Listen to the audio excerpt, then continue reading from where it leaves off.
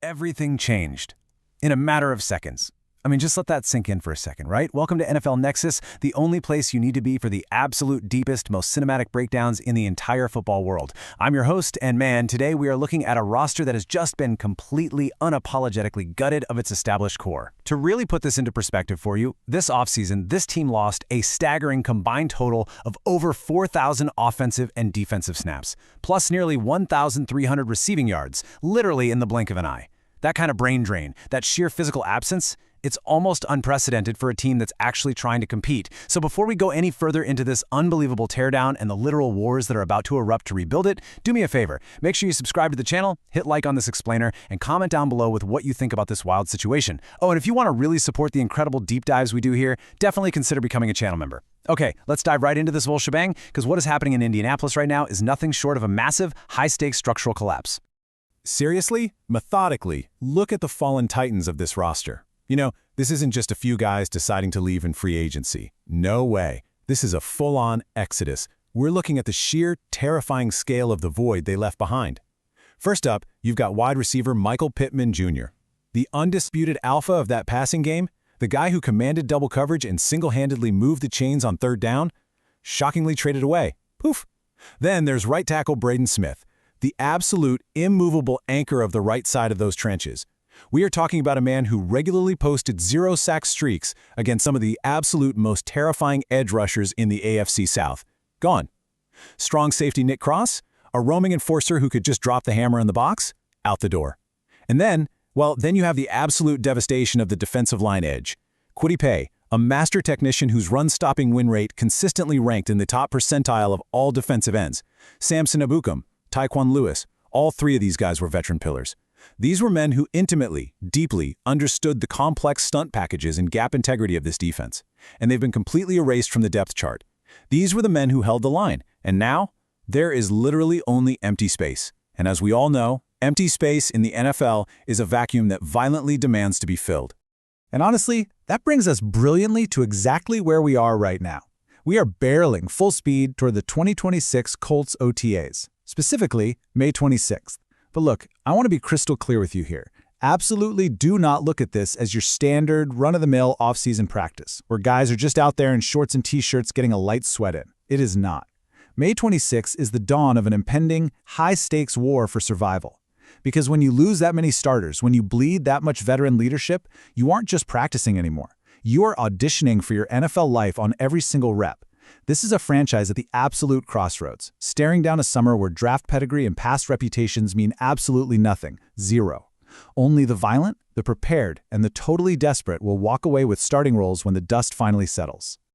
All right, let's move into Section 1, the secondary scramble. We're looking at filling the void at strong safety. So we're shifting our intense focus into the defensive backfield, specifically looking at the gaping void left at strong safety. Now, defensive coordinator Lou Anarumo is a defensive back specialist, right? He's notorious across the entire league for his incredibly high, almost impossible standards for the secondary in his complex, multiple front schemes. And looming over this entire positional competition is the heavy shadow of Nick Cross. How on earth do you replace a guy who knew the system inside and out? Well, you throw two young, incredibly hungry prospects directly into the fire. Here is the clash. It's a literal collision of timelines and pure grit. On one side, you've got Hunter Wohler. He's a second-year player whose entire rookie season was violently erased before it even really began by a brutal Lisfranc injury. And let's get deeply specific for a second here. A Lisfranc isn't just a minor tweak. It's a structural nightmare for a defensive back's foot. It completely compromises the midfoot ligaments that are absolutely essential for planting your cleat in the turf and explosively changing direction. The rehab for that is grueling. But he is rehabbed, he's incredibly versatile, and he is starving for the reps he was robbed of. On the other side, you've got the prodigy, A.J. Halsey, the third-round rookie out of LSU. Halsey brings elite, game-changing ball skills. I mean, during his time at LSU, his deep third ball-tracking metrics were just off the charts, allowing him to basically erase passing windows before the quarterback even released the ball. Just listen to Lou Anarumo's own words on this kid. He's everything you want in a safety. So there it is. It's the rehabbed, desperate sophomore battling the highly touted rookie prodigy. And honestly, only one of them is going to earn Anarumo's trust. Moving on to Section 2, Trench Warfare. We're breaking down right tackle and linebacker. So, the crucial point to remember is that the battles on the perimeter are really just the appetizer. Now we've got to shift our intense focus to the brutal, unforgiving skirmishes happening right down in the mud. We're looking at the right side of the offensive line. These are the positions where games aren't just won, they are physically, forcefully taken from the opponent. Look at this matchup right here, the battle of the Jalens. And make no mistake, guys, this is a desperate, insanely high-stakes fight to replace a decade-long anchor like Braden Smith. Item 1, Jalen Travis, a second-year colossal human being who flashed some genuine raw promise when he was thrust into 4 relief starts last season. He's had a little taste of the terrifying speed of NFL edge rushers. But then you have Item 2, Jalen Farmer, a 4th-round rookie drafted out of Kentucky. But here is the massive catch with him. Farmer was a fierce interior college guard. Now, in the totally unforgiving realm of the NFL, he is attempting to slide outside and conquer the tackle position. Let me tell you, moving from guard to tackle in the pros, it's kind of like learning a new language while someone is actively trying to run you over with a truck. On the interior, your footwork is confined, right? You're stepping into a phone booth fight. But out on the edge at tackle, you must take deep vertical kick slides to counter wide 9 edge rushers who are running a 4.5 40-yard dash. Your base, your hand placement, your spatial awareness, every single piece of it has to be completely reprogrammed. It is violent, it is precise, and the loser of this battle will absolutely be watching from the sidelines. And right behind those trenches, we've got the will linebacker showdown. This brilliantly illustrates the classic NFL dichotomy. We are contrasting the proven, hardened stability of Akeem Davis-Gaither against the totally volatile, high-ceiling potential of the rookie, Bryce Boatcher. Look, Davis-Gaither is Anarumo's guy. He brings 24 career starts across 5 grueling seasons. Think back to his critical gap fills on 3rd and short in high-leverage, prime-time games. The guy rarely misses his assignment. He knows exactly where the bodies are buried in this defensive scheme. But Boatcher, the 4th-rounder out of Oregon, he is a high-upside cover linebacker, a specialized heat-seeking missile who also just happens to be a special teams weapon. We are talking about a guy who clocked a low 4.5 40 and generated double-digit special teams tackles by basically playing with his hair on fire. So the question is, do you take the steady veteran who absolutely won't make mistakes in zone coverage drops, or do you roll the dice on the explosive rookie who could literally change the geometry of the field with his closing speed? The tension in that linebacker room right now has to be palpable. All right, Section 3, the receiver void. Let's talk about finding the new number 2. When general manager Chris Ballard shockingly traded Michael Pittman Jr. to the Pittsburgh Steelers, let's be real, he didn't just trade a player, he traded a security blanket. He traded the definitive alpha dog of that locker room, and right now the perimeter is bleeding. Let's walk through this tense, 3-way shootout to play opposite Alec Pierce, because make no mistake, every single one of these receivers is a desperate contender fighting for their absolute NFL life. Look at the table on your screen. First up, you have Nick Westbrook-Ikhine, the veteran. He's the projected starter right now because he is reliable, he blocks in the run game with devastating effectiveness, and he's totally willing to do the dirty work. But here's the catch. Is he a true number 2 who can consistently separate from man coverage on 3rd and 7? That's the question. Then you've got Ashton Dulin, the speedster, a special teams ace who is just violently explosive in a straight line. But can he run the full route tree when the coverage rolls his way? See, Dulin has always struggled a bit with the hip fluidity required to sharply break off intermediate routes, like deep outs and digs, without tipping off the cornerback. And finally, the wild card, Deion Burks, the 7th-round rookie. He's got an entirely unknown ceiling. Obviously, nobody actually expects the 7th-rounder to just step right up and seamlessly replace Michael Pittman Jr.'s massive target share. But what if he catches fire in camp? What if he starts making those acrobatic, highly contested catches? If that happens, this instantly turns into the most fascinating positional battle on the entire offensive side of the ball. Which brings us to Section 4, the main event, the defensive end duel. Okay, we are now approaching the absolute most critical, high-stakes battlefield on the entire roster, the pass rush opposite Lia2.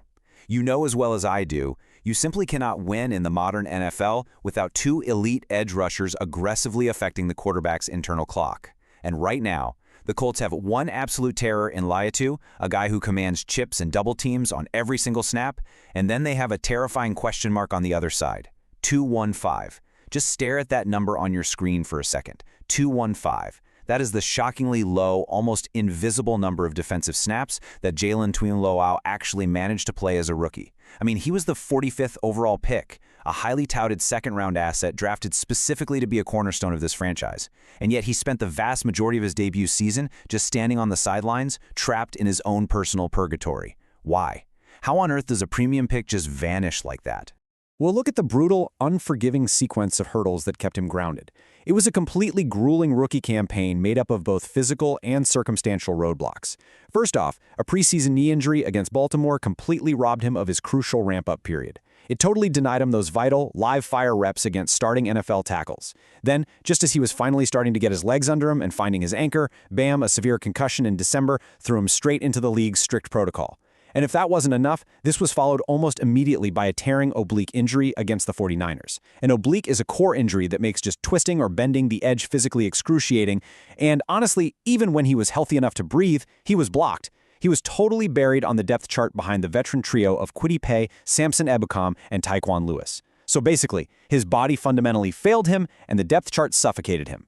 But let's shift the narrative sharply right here.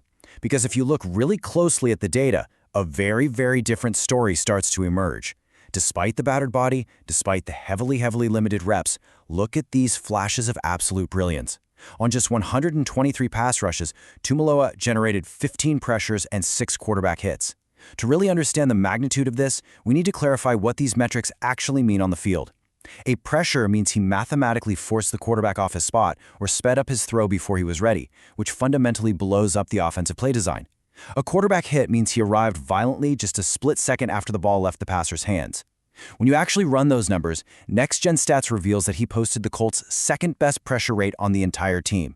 It is a terrifying glimpse of his totally untapped power. Seriously, every time he actually got on the field, his hand fighting and his pad level were a massive problem for opposing tackles. The pass rush efficiency was devastating. He really just needed the opportunity. And that brings us directly to his mindset right now. Listen to this quote closely. "I had no vacation. It was just keeping my head down and just grinding and just wanting to come back in a different shape." The deep, intense conviction in those words, you cannot fake that. This wasn't your standard NFL offseason trip to Miami or Los Angeles, posting fancy workout clips on social media. This was monastic. It was completely isolated. It was an obsessive offseason dedication fueled entirely by the agonizing frustration of playing only 215 snaps. He locked himself away because he knew exactly what was at stake for his career, and he absolutely refused to be denied again. And you can see how this obsession translates directly into his physical reconstruction plan. Because Tuimoloa didn't just work out, he completely re-engineered his own biology. Step 1, get as lean as physically possible. He had to strip away any unnecessary weight that slows down that absolutely crucial first step off the line of scrimmage. Step 2, become violently twitchy. I really want to emphasize that word for a second, twitchy. You see, a defensive end who is just strong is basically a blocker. But a defensive end who is strong and twitchy, that's a nightmare. To achieve this, he subjected himself to intense plyometrics, heavy medicine ball throws, and explosive resistance training. He was specifically targeting and increasing his fast twitch muscle fiber response so he could explode out of his stance the microsecond the ball is snapped. And step 3, gain strength in every conceivable area. We're talking core, lower body drive, grip strength, the whole 9 yards. He told his family, he told his trainers, he set the goal, and then he executed the blueprint flawlessly. So here he stands, right at the precipice of his sophomore season, facing the final obstacle. The old guard, Paye, Ebukam, and Lewis, they have vanished into free agency. The opportunity is massive, and it's glaring. But as we all know, the NFL never simply hands you a starting job. General Manager Chris Ballard brought in the mercenaries, newly signed, battle-hardened veterans Arden Key and Michael Clemens, and they were brought in to do exactly one thing, take that starting job. And trust me, they are dangerous. Arden Key brings a lethal, flexible bend off the edge, dipping his shoulder way below the tackle's punch to turn the corner at breakneck speed. Michael Clemens, on the other hand, he brings pure, unadulterated bull rush power that can just collapse the pocket straight up the middle.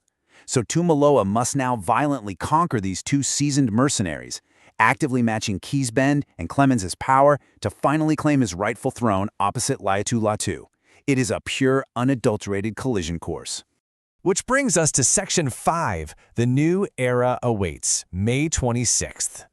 Which brings our entire narrative to an absolute boiling point today.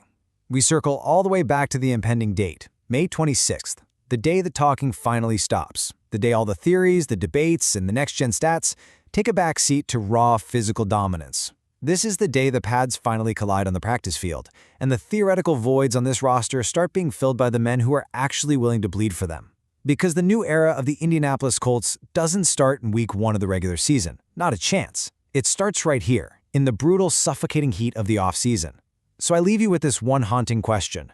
Who will survive the summer? Because when a roster is this gutted, only the absolute strongest make it out of August alive. Thank you so much for diving deep with me today on NFL Nexus. Make sure you're subscribed to the channel, drop a like on this explainer, and definitely let me know in the comments who you think wins these brutal camp battles. And hey, don't forget to support the channel by becoming a channel member so we can keep bringing you these intense breakdowns. I'll see you on the next one.